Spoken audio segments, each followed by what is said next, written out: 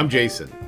If you've attended a TechSmith webinar in the past, there is a pretty good chance that I was your presenter.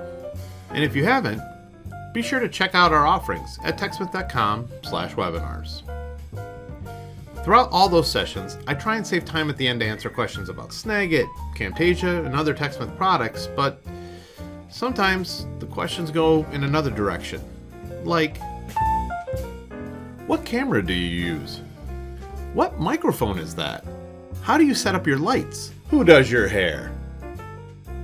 Well, maybe not that last one. So I thought it might be fun and informative to show you my setup.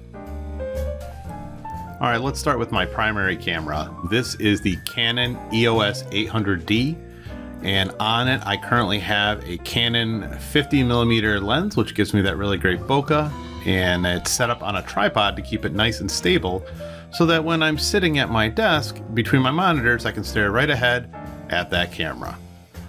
Speaking of sitting at my desk, when I'm here, I'm doing most of my vocal recording with this. This is the Audio-Technica AT2020 USB. I've got my headphones plugged into it so that I can monitor my sound.